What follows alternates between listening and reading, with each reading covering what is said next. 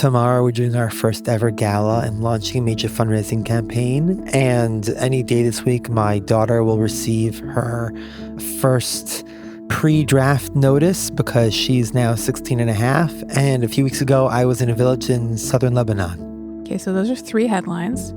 There's no one headline. Let's try to merge them. I'm a human being in transition. Welcome to What Came After. I'm your host, Manya Marcus. On What Came After, we'll take a look at the many ways people's lives have changed since the brutal massacre in Israel on October 7th, 2023. We'll be speaking to people around the world to learn how this profound moment in Jewish and global history continues to shift, shape, and change them. To learn more, please visit us at whatcameafter.com. So Yoni Heilman and I are sitting here in New York City. I'm looking at my phone and confirming it is April 29th, 2026. I guess you also have that typical Israeli disorientation to time as a result of endless war and nights and days mixed up. Is that correct? My life is like a cassette tape where you hit fast forward and then you hit play and you have no idea how much time or space has passed. Don't ask me how old my kids are. Don't ask me what grade they're in. I have to do a lot of math. So you wrote, okay, you wear many hats. Let's get down to it. You're Yoni Heilman. You are here, but you don't live here in New York. So what hat are you wearing right now in New York City in this conference room? I'm always wearing many hats. Okay. I am primarily wearing right now the hat of, I'm the CEO of a nonprofit called TAMID Group that engages college students and young professionals with Israel through the prism of business and entrepreneurship. It is something that I am deeply passionate about because it is a way to connect Jews and non-Jews to Israel in a way that sidesteps politics and religion and is not only surviving but thriving right now. This is TAMID? TAMID Group. TAMID Group. TAMID Group. Okay. Yes. And you are the CEO of this I am group? the CEO. It was started by students. Okay. As a way to engage people with Israel, not by telling them what they should think, but figuring out what the students want for themselves and making Israel relevant to that. And I found myself interviewing with a bunch of undergraduates who had brought it from a club in one campus to 23, from 20 or 30 students to about 1,100. And they were looking for somebody to do it full time because they were doing this in their spare time and it was just growing faster than they could manage. Well, it's interesting because as with anyone who's related to the situation in Israel right now, you are wearing many hats. Everyone who's involved in, lives in, adjacent to Israel is doing that right now, from what I can tell. And I'm always trying to figure out when I start the interview, what's the hottest topic that I can jump to first? What's the grab? And so right now you are talking to us about your role in the Army in Miluim and also about your role on college campuses in America right now as a Jewish/Israeli organization. And I'm going, wow, what is the headline? The headline is, tomorrow we're doing our first ever gala and launching a major fundraising campaign. And any day this week, my daughter will receive her first pre-draft notice because she's now 16 and a half. And a few weeks ago, I was in a village in southern Lebanon. Okay, so those are 3 headlines. There's no one headline. Let's try to merge them. I'm a human being in transition. Okay, I think that's fair. So October 7th, let's start there because that's where the conversation begins. And then let's parallel your civilian professional lives with your military life and also try to help me understand how it is that you could spend so much time in Miluim and still keep this organization afloat because I don't quite get it. I'll rewind a drop. I grew up back and forth between New York and Jerusalem. My father's work took us back and forth for long periods of time, summers and sabbaticals and leaves of absence. He's an academic who studies Jews for a living. He studies and writes about Jews. What's his name? Samuel Heilman.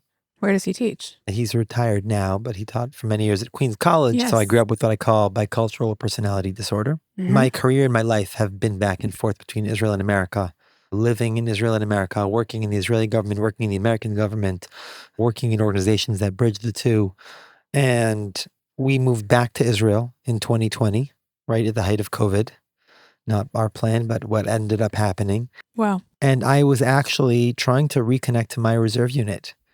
In 2020? In 2020, I came back to Israel. I felt like I had spent a lot of time in America and I had missed my kind of prime years in reserve duty. And so I called up my unit and I said, put me back on the roster. And they said, great. What's your specialty? And I said, I'm a sharpshooter.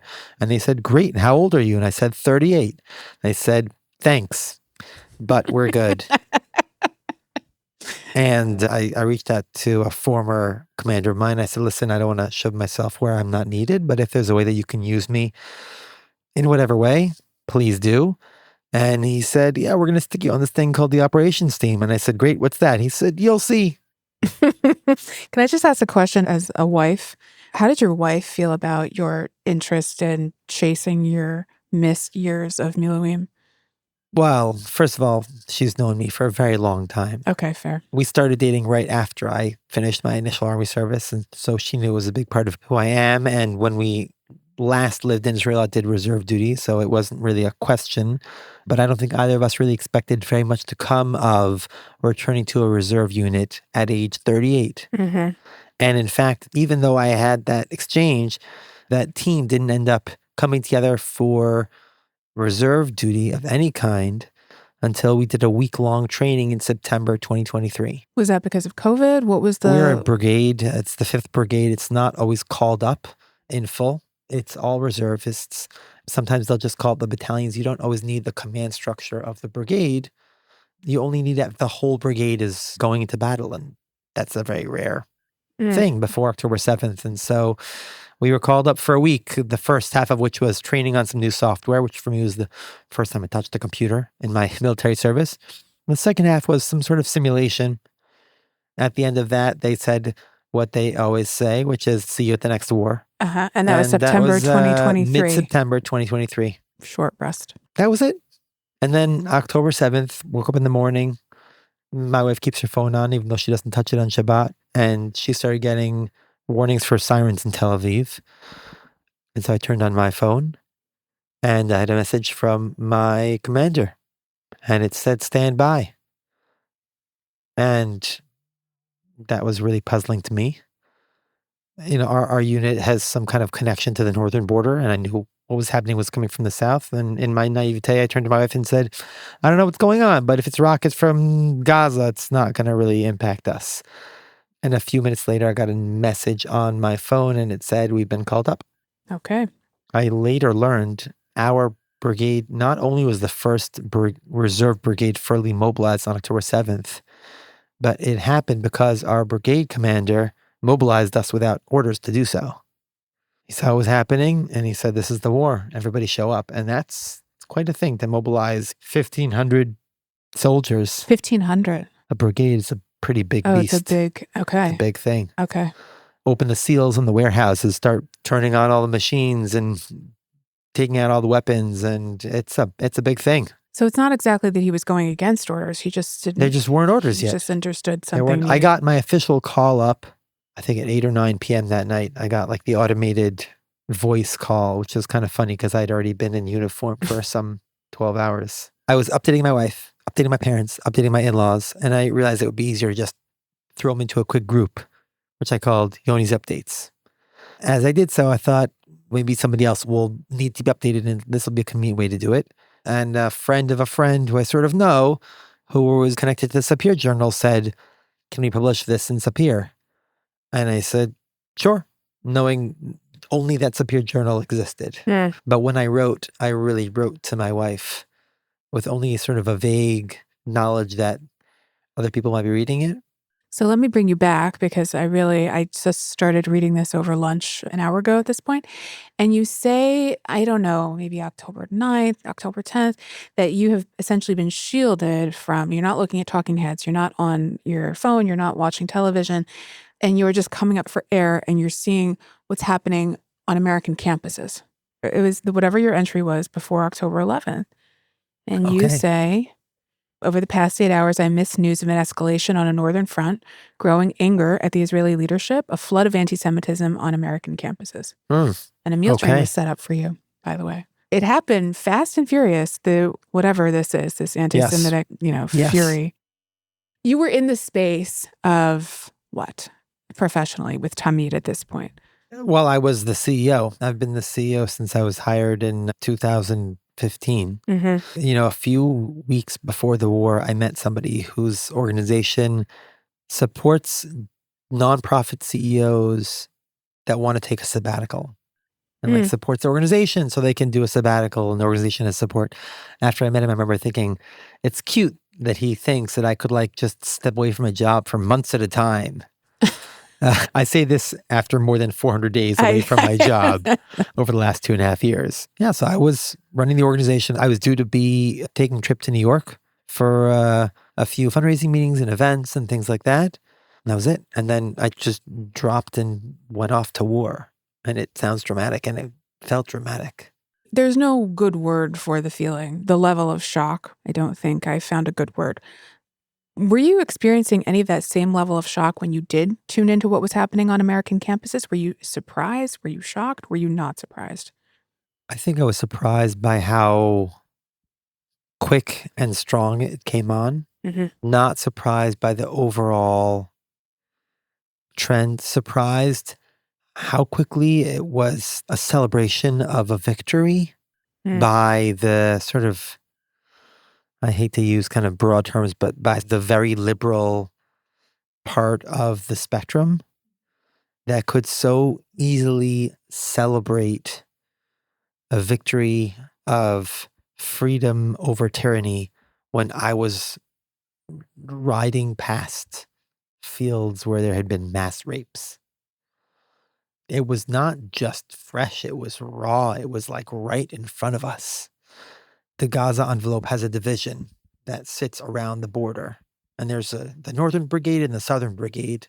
And when our orders eventually came, our brigade was basically placed into the middle and was a sort of a central brigade. And so our sector was the area that encompassed Alumim, Nachalos, Be'eri, the Nova site. That was our area. That was our sector. For 3 or 4 weeks, a very big part of the job was collecting bodies, finding unused weaponry, the occasional Hamas member, earlier more, later less frequently. You mean alive or dead? Mostly they were dead. Right. But there were random occasions when we came across this guy who barricaded himself into a pantry in a supermarket. That guy who lived off the avocados that hadn't been picked. There were also, at the time, just in our sector, there were 17 gaps in the fence. So we used to say, there is no fence. The first few days... You mean the fence between Gaza and Israel? Between Gaza and Israel was, we considered it a non-barrier. Yeah. We were not yet, in the first couple of days, prepared to seal it up. And even when we were, it's quite a job to then make sure nobody's on this side. Right. Hidden under a rock or in a little valley or locked in a pantry. I was coming out and checking very briefly the news to try to keep a little bit of a sense of what was going on. And I think that's where I got a sense of what was happening here in America and on college campuses, but in a very limited fashion because I was preserving all of my energy for 8 hours on, 8 hours off. Yeah, it's you talked about this very intense 8 to 8 cycle. Yeah. I mean, you describe in training, it's sort of like if you get 8 hours of real sleep, but then there's this, real combat situation of there's 8 hours full blinders on and 8 hours when you can worry, but you have the luxury to think about other things. Yeah, but you can't because 8 hours on, 8 hours off is, first of all, that's a 16-hour day. It's like good day, bad day, right? There's a day where you get to sleep from midnight to 8. And then you're on from 8 to 4, and then you can sleep from 4 to midnight. But then the next day, you're on from midnight to 8. Right. You couldn't sleep because it was way too hot between 8 and 4 p.m., 8 a.m. and 4 p.m. Then you're on again that evening. The only solace is that you get to sleep at night again. And we probably kept that up for like 3 weeks or so. But in the 8 hours off, there's so much to fit into those 8 hours to preserve your sanity. Like what? Sleep, food, a shower if you think you can manage it in between the sirens, which for the first few days we couldn't. Trying to check in with family. Was that destabilizing? Was it hard to come back from check-ins with family? Yes and no. My wife, Gabrielle's my anchor. And she's the kind of person who wants to and is able to handle knowing everything that I can tell her.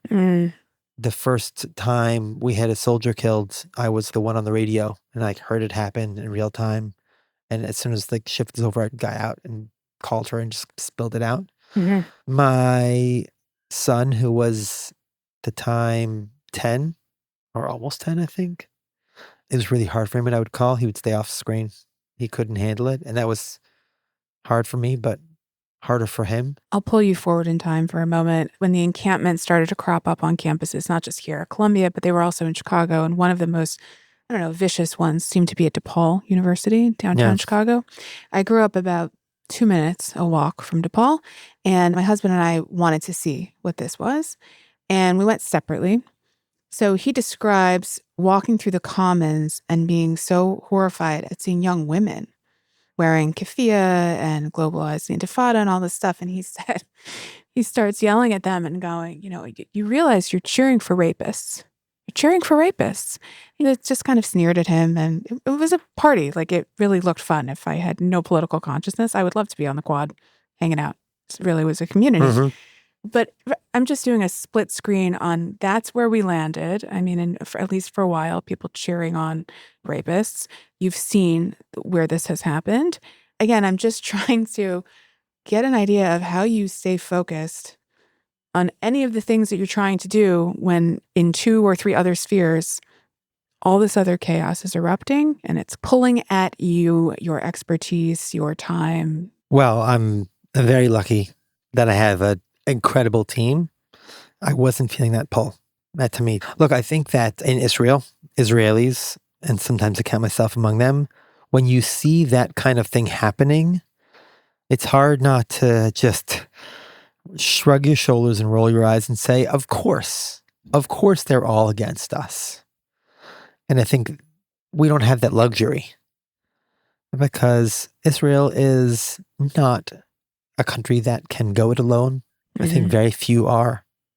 I mean, look at Ukraine, right? Ukraine's a much larger, many more people, but in the face of an enemy that is resolute and that has extraordinary resources or tenacity or ideology, none of us can go it alone. And so I think it's a luxury to say, oh, let's just write off America because they're all anti-Semites.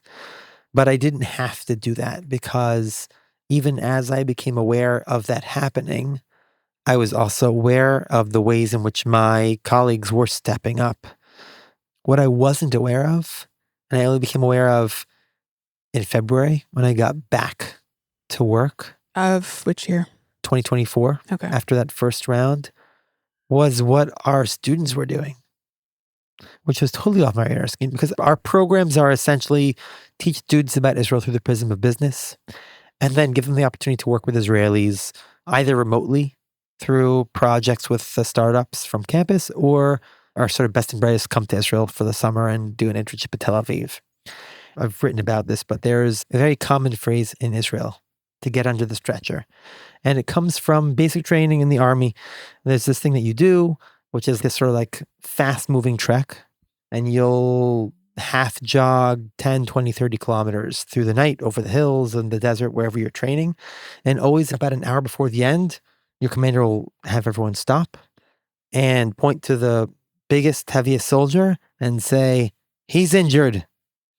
And we have to put him on a stretcher and carry him the rest of the way. The way it works is you get 2 soldiers carrying in front, 2 in back, and then everyone else strung out behind in 2 lines. And every 30 seconds, there's a rotation. So the guys carrying the back of the stretcher move forward. The guys who are in the front of the stretcher get a break, and the guys in the front of the line take a step up. And that's how you do that last hour.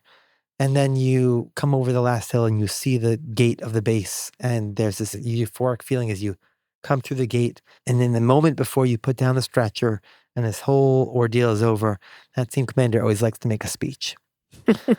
But now no one's doing any rotations. So somebody will yell out, Kulam mitach al alunka, everybody under the stretcher. And you get 40 guys shove their shoulders underneath. And that metaphor, that sort of phrase of getting under the stretcher it's rife in Israeli life. And when I got back to work in February 2024, I realized that on October 7th, we had 150 teams of students working with Israeli companies. And when what happened, they reached out to the Israelis they were working with and said, how are you? What can we do? What can we take on? And I had emails from CEOs that said things like, I can't overstate the extent to which your students carried us through the fourth quarter. That was sort of what brought me back. That's when I came back to work. Mm-hmm. When I realized how much we were in the same boat. Under the same stretcher. Under the same stretcher. So the kids who were doing this, that they were already involved in TAMID, right? Yeah. And they were saying, you will probably need some additional support right now. What can we do? They were working on projects. What kind of projects? Like tech companies? Yeah, like tech companies, marketing strategy, competitive analysis, pricing, price modeling, all kinds of projects. The excitement and the opportunity for students who join TAMID is that they get to work with a real company, with real people on a real project. And the people that they're working with are not just entrepreneurs. They're, the best entrepreneurs in the world, and the way they tackle problems and the way they problem solve and the way they embrace failure and learn from it. We tell our students, that's how you're going to make yourself better than the rest. That's how you're going to set yourself apart. So they approach these projects with gusto, and they take it really seriously, and they're hungry for that opportunity. And we put them into these projects, and then halfway through, suddenly, not even halfway through, it's a few weeks in, suddenly their counterparts go off to war, literally go off to war. It happened to us again last summer. Last summer, I was yet again on reserve duty. June 2025? June 2025. So the night before the 12-day war, arranged to have leave so that I could go welcome our 140 students who'd come for summer internships to Tel Aviv. And I said to them, it's amazing that you were all here, even though we're still at war with the Hamas. That night, war broke out with Iran. And I rushed back to base, and our students got bused to Eilat. Spent like a week or 10 days in Eilat. And then they got bused to Ashkelon and put on a boat and shipped to Cyprus, and then flew to Italy or Germany or both, and then flew back to the US. And about a day after they got back to the US, the ceasefire went into place. And like a day later, 90 of the students came back. And most of the ones who didn't come back worked with their companies remotely. It's amazing on both sides, where the students are reaching out to the companies and saying, if you're ready, we want to come back and help you. We're here. And in a couple of cases, we had the companies saying, that's awesome. We need new offices because our offices were bombed, but let's meet at the cafe and we'll pick up where we left off. It's amazing. That is amazing. And this is, sometimes the feel-good stories are the real news. And it's just a shame that the news is so occupied with the fighting and the vitriol and the politics and the politicization and the polarization. No, you're absolutely right. But at the core of these stories is this sort of need for resourcefulness and connection, because some kind of tragedy strikes. So you don't want to have to be searching for offices among the rubble, but people want to be with you. For sure. In that. Are these predominantly Jewish students? What's the population? Mostly Jewish, but not only. We're about 25 to 30% non-Jews. But Jews and non-Jews, the majority of them don't do anything else connected to Israel. They're not involved with Chabad and Hillel and Birthright. They're otherwise untapped. They're not connected to any of the efforts to connect people to Israel. And it's because these are students who come across TAMID at the club fair in freshman year. And they're looking and they're saying, should I join the business fraternity or the investment club or TAMID Group? That's where they find us. And if you ask them, why did you choose TAMID? You will not hear the word Israel and you'll not hear the word Jewish. You'll say, I was looking for real world experience. I was looking for a strong network. I was looking for internship opportunities. I was looking for a good community. And that's why I chose TAMID. And then by the end of that first semester, they now fully understand what we mean when we say Startup Nation. And they're super excited about the opportunity to work with Israelis. And that's what they do from the second semester on, is they work on teams with Israeli startups on real projects. And they'll do that semester after semester. And then the best will come for summer internship and then come back to campus to lead our chapters. And now we have 11,000, 12,000 alumni. We've got a group of angel investors. They invest in Israeli companies. I think 70% of our alumni are tangibly engaged with Israel. That's something that came for me after out of this war. I came home from the war far more biased towards action Before October 7th, we used to say our mission was to build connections to Israel for the next generation of business leaders. And we came to the realization that connections is nice, but is also a sort of meaningless term. I want to see a connection that is so strong that it manifests tangibly. I want to see people that when times are good, they'll bring the best of Israel to the world. And when times are bad, they'll bring the best of the world to Israel. And I'm not afraid to say that if you went through TAMID and you love Israel and you love Israelis in whatever way that means to you, but you don't do anything about it, that's a failure on our part. It's not enough. There's too much good that can be done and too much bad that happens anyway. What you're saying reminds me of a conversation that I had with somebody at the American Jewish Committee. I think he now heads the Center for the New Middle East or something. It's a sort of diplomacy adjacent role. And what he's saying is this concept of dialogue, connection, whatever, things that feel much more abstract are going to yield less for us going forward than coming together around necessity, some kind of need. The Middle East needs water, right? We're going to have to figure that out together. Business is much the same, doesn't have a ton of feelings necessarily. And it's like when people say networking. My first degree was a liberal arts degree. My second degree was a business degree.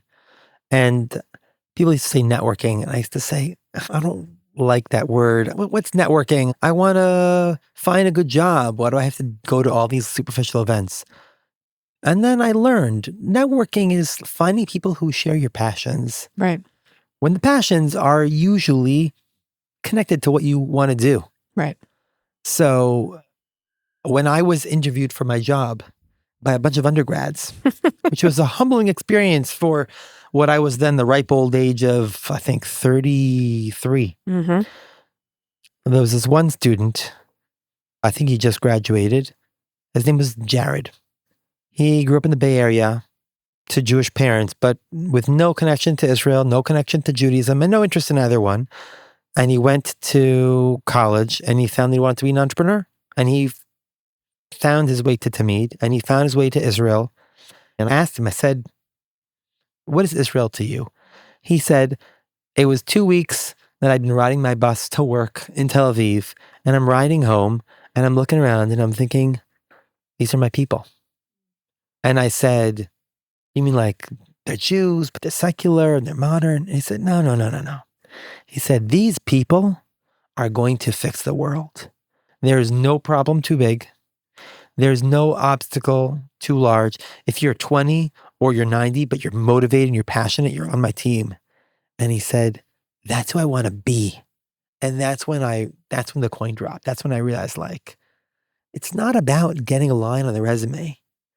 They're seeing in these people who they want to be. And when you ask the students of ours when they come back from Israel, they'll say, yeah, I'm a little bit Israeli now. Mm. And it doesn't matter if they're Jewish or not. Yeah. That's the coolest thing. That is very cool. So the model that you're using, it's sustainable through hardship. It sounds like it even excels in some ways when times are tough. Turns out that pandemics and wars are really good for business. Right. But still, this holds a lot of water. One question that I have is, you're dealing with students who aren't necessarily affiliated, and they're going to their parents post October 7th, and they're saying, it was between the business fraternity or whatever and this Israel-based, whatever. And the parents say, no way. That's not a safe place in the world to be. How are you having conversations with parents or helping students negotiate conversation with parents who are petrified that their kids are going to take an interest in Israel specifically? First of all, you don't yet have a kid in college, neither do I. They don't tell their parents what they're doing in college. Oh, come on. Eventually, we got to buy the ticket for the... Eventually, they got to buy the ticket. But the ones who buy the ticket have been involved for usually 2 years. Usually ones who go to Israel are at the end of their sophomore year. They've been involved for 2 years. And we are very clear about how seriously we take safety and security. And we now, unfortunately, have a really good track record of navigating, even right now. What is it? It's the end of April. We've got 150 students slated to come to Israel this summer. And we also have contingency plans to run it remotely just in case there's another round of regional war. Right. We have a plan. Right. Okay. And we know how to execute it. Sometimes we have those conversations. And every once in a while, we get a parent We had a student who came to Israel and he was writing to his parents. This is before the war. He's writing to his parents every day about what he's seeing and what he's experiencing. He's an Indian American student.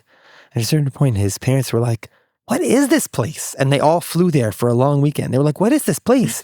And now his parents love Israel. And it's amazing. It's Wow. amazing. I've learned that all mothers are Jewish mothers. Mm-hmm. This one mother, I asked her sort of what she thought about her kid getting involved in an Israel-focused business club. Again, a non-Jewish non-Jewish parent.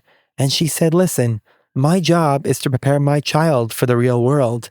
And he's gotten to the point where I actually can't do very much for him anymore.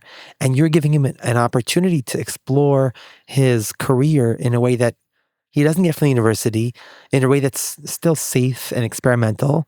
And you're also setting him up for success. And so I'm just so grateful for that. And then you see it in action.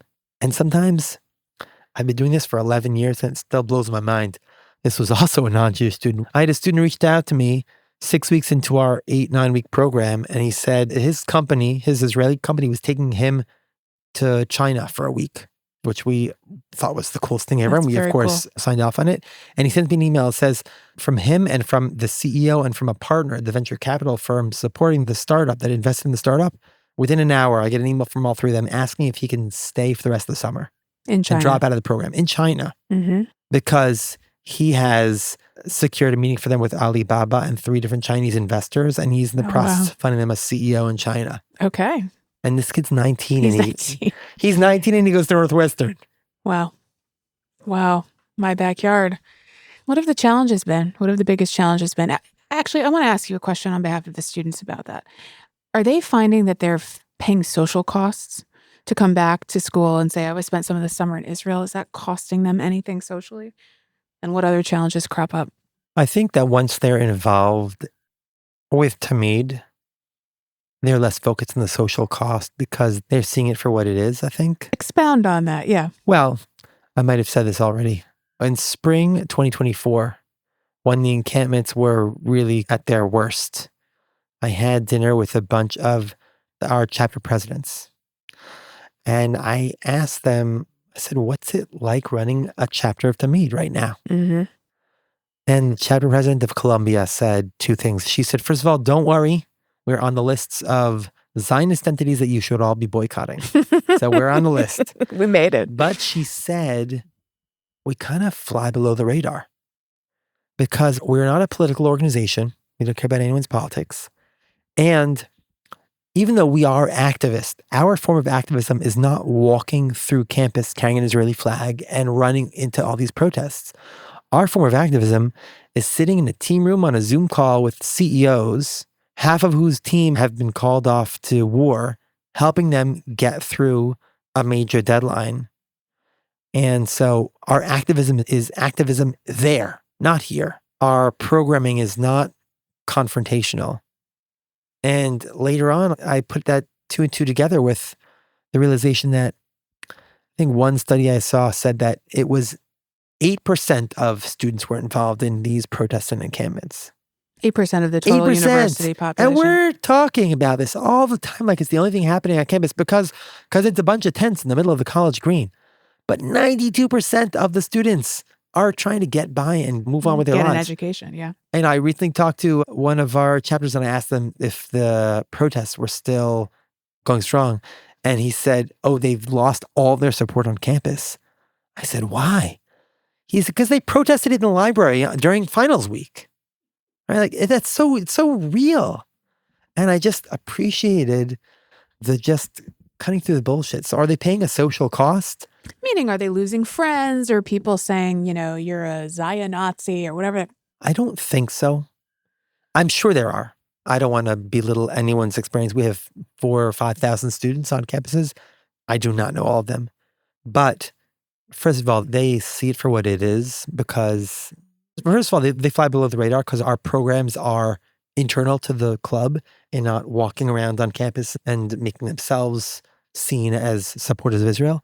And the other thing is, people sometimes ask me, how do you connect students to Israel outside of politics and religion? And I explain it's because I'm not selling the Jewish homeland. I'm not selling the state of Israel. Certainly not selling government policy. I'm selling Israelis. And anyone who's met Israelis knows they're people. And they're often people with a very diverse set of political opinions and other opinions. One of our strongest chapters is at Berkeley. Not known to be the greatest. My mouth is upon the floor. Yeah. Yeah. Mm-hmm. A few years ago, I visited, and the chapter president said, the student government every year threatens to revoke our charter because we're a pro-Israel group. And I said, then how do you guys still exist? He said, because I say we're not pro-Israel. We're pro-business. We work with the best startups in the world.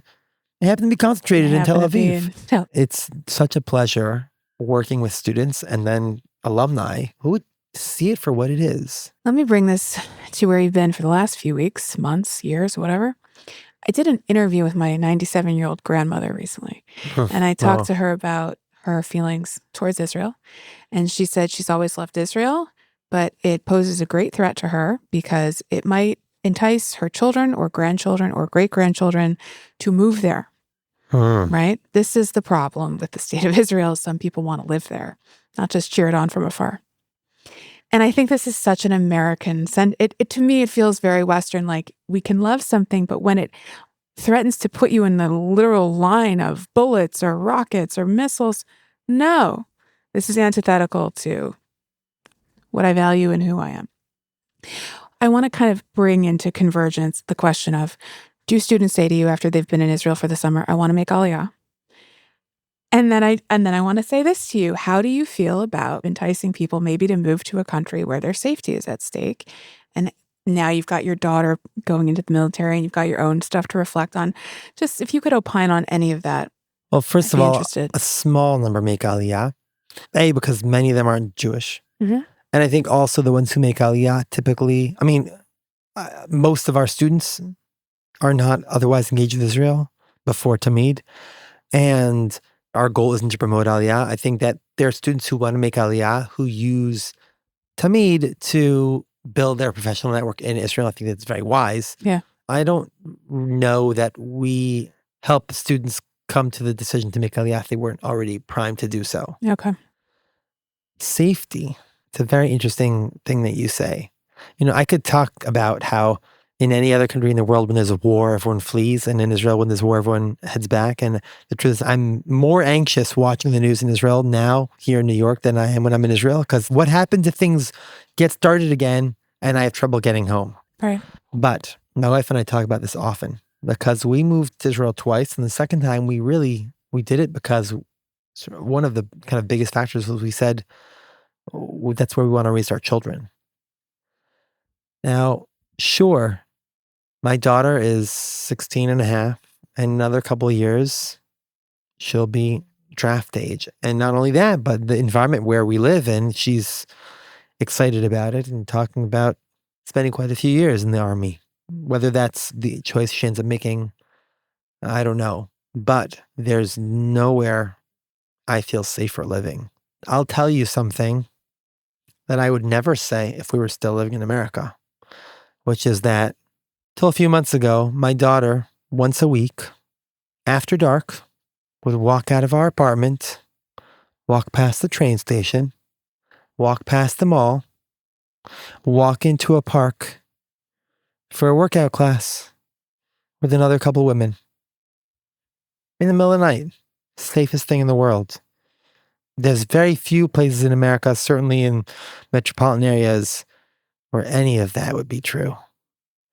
So when I think about where I want to live and where I think my children will feel safest, I feel safe in Israel where I can say that. I feel safe in Israel where when we are threatened as a people, we can pick up our weapons and go to the border. A friend of mine in our unit just got promoted, and at his ceremony, he made reference to the 400 plus days of reserve duty that we've done since the beginning of this war. And he's holding 4 children, or they're kind of milling around about, I think his oldest is probably like 7 or 8. And he says, I feel like every day of reserve duty that I do, the one less that my kids will have to do. But take a step back in Jewish history. It's been 2,000 years since we had the ability to actually do something when we were threatened. And yeah, it makes me feel a lot safer. I've told this story before. on the show. I'm trying to remember. I think Herman Wouk. I think Ben Gurion reaches out to Herman Wouk and says, "You really need to come here. You should move to Israel," right? Do you know this story? No, I don't. Herman Wouk says, "Are you insane? It's not safe." First of all, he would never do it because they would call him Herman, and then he wouldn't know what to do with himself. So he says, his point is about safety. Are you insane? It's so dangerous there. And Ben Gurion says, "I didn't say you would feel safe. I said you would feel free." Right?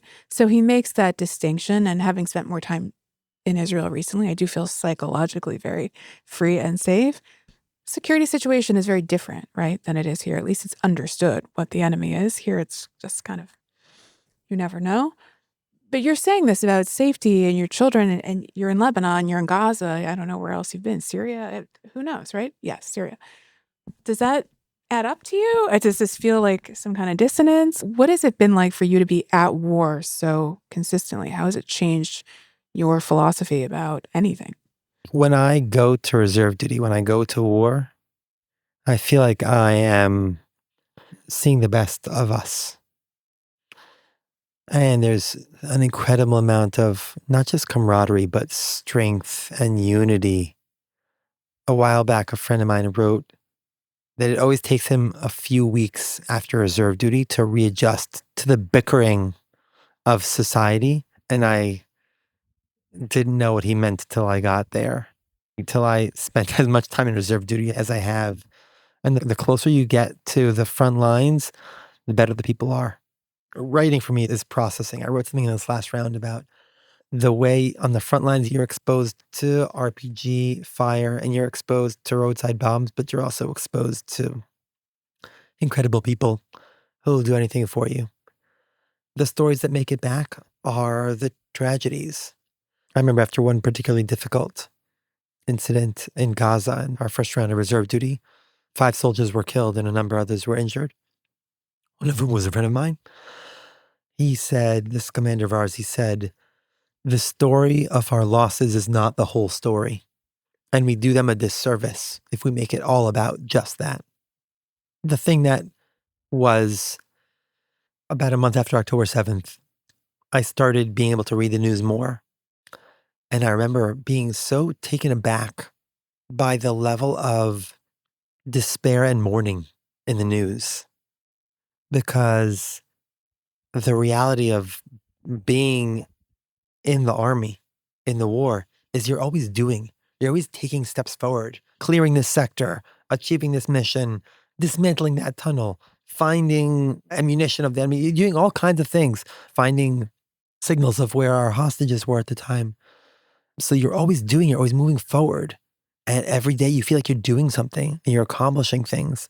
And then to look back and be like, why are you guys all the way back there at the starting line?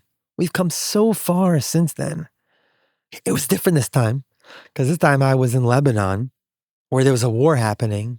And then I went home where there was a different war happening. Mm-hmm. But like I said, I'm a man in transition, a human being in transition. So part of me is still shaking off the dirt from the front lines, and part of me is donning the suit of the fundraiser. And a part of me wants to just, tonight my daughter went to a basketball game that she got like tickets because she was the best student in gym. And she's going to a basketball game and having that experience, and she's 9. So Do you feel like you're itching to go back to reserves? Like it sounds like such a powerful. it is powerful. I just got home. I'm not itching So to you're not back itching to go already. back. I'd be happy to have some nice time at home. When are they going to make you turn it all in? You were 38. They said no thanks. Now you're 44. I'm already on volunteer. So reserve duty for non-officers is still 40. Okay. And for officers still 45.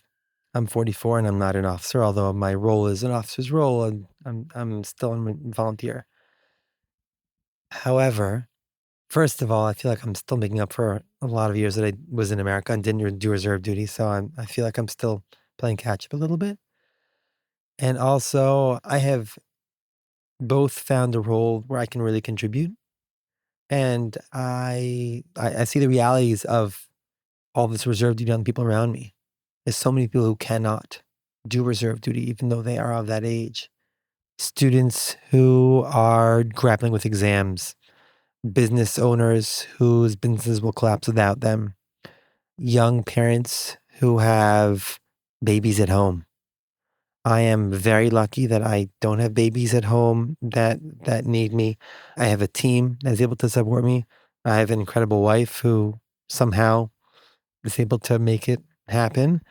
And so I'm also covering for the members of my team who can't. Mm-hmm. If I don't show up, it's literally going to be so-and-so who's got a 2-week-old baby and they don't have a shelter in their home. So if he comes, his wife and their infant daughter will have to sprint down the street in 90 seconds every time there's a rocket. Right. I'd rather he stay home. So as long as I feel like there's something that I can do, and as long as my wife will continue to be the lioness that she is, and as long as my team and my board will be able to support me, and as long as I can keep doing an effective job here and an effective job there, I'll just keep the uniform at the ready. Okay.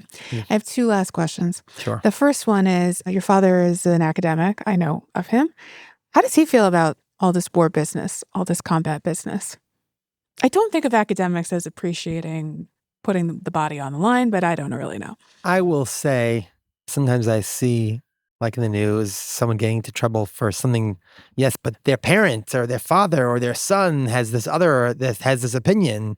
And I think, like, my family, my brothers, my father, we don't agree on things. We're always arguing. Sure. I think he's a man of many perspectives. I remember, so when I joined the Army, I was not yet an Israeli citizen. I did it through this program that allows volunteers to join the Army. I knew I was going to be joining the Army eventually. One of my older brothers did it as well. And when my older brother did it, my father said to me, in our family, we have a tradition of dodging the draft. My father dodged the draft in Poland and I dodged the draft in Vietnam. You're not supposed to go to the military. I love this. Okay. It's a great story, actually. I think he's proud. Uh-huh. And he worries, and it's complicated. But there's a war, unfortunately. There's a need. War. Yeah. My last question is, why Tamid? Tamid means what? Eternal? Tamid means always or eternal. The name is just so perfect for what we are. This was started by a bunch of 19 and 20-year-olds. So they looked for a name that was Hebrew and sounded really official. And it's TAMID Group. Right. Because it's a business club. Right. And TAMID is all in caps because that looks more formal. And I love that because it's exactly who we are. It was started from the students who it served. We never have to ask ourselves, are we programming in the right way for our constituency? Because our constituency built the programs. We just took it from point B to point C. It was kids who built something amazing in their garage, their metaphorical garage. And now we have 4,000 or 5,000 students on 63 campuses around the country and the world a little bit. Our 11,000 alumni are working in some amazing places. We had an alum a couple weeks ago. He sent me a message. He said, by the way, I was just in a meeting with the president and the U.S. ambassador to Israel and some Saudi diplomats talking about the Abraham Accords. And when it was my turn to speak, I thanked the president for his support of Israel. My jaw dropped. I'm sure it did. That's pretty amazing. All right. Well, Yoni, thanks so much. It took us a long time to sit down at the same table and be in the same continent. Well, I'm only around half the time anyway. Listen, if you're ever in Syria. All right. That'll be a good interview. Thank you so much. Thank you very much. Thanks so much for listening. If you enjoyed this episode, please rate, review, and subscribe to What Came After wherever you get your podcasts. You can also find us online at whatcameafter.com. Time to laugh and go. The sun will rise tomorrow, I'm sure. Follow your heart, work with your mind. Yes, it's time to laugh and go. Before I fall asleep, I've got myself a promise to keep. When I open my eyes, it will be no surprise. Chase the thing that keeps me alive. But it ain't over. No, it ain't over. It is not I say so.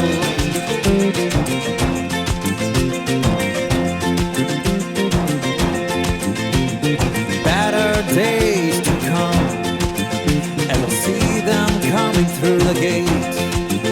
No need to hide, no need to be blind. Time to make things right. But it ain't over. No, it ain't over.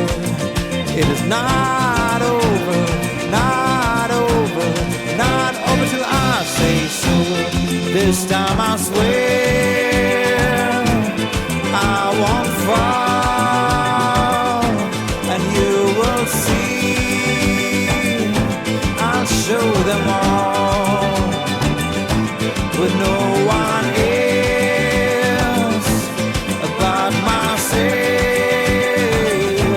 with blood and tears, without any fear. But it ain't over, no it ain't over. This is not over, not over, not over till I say so.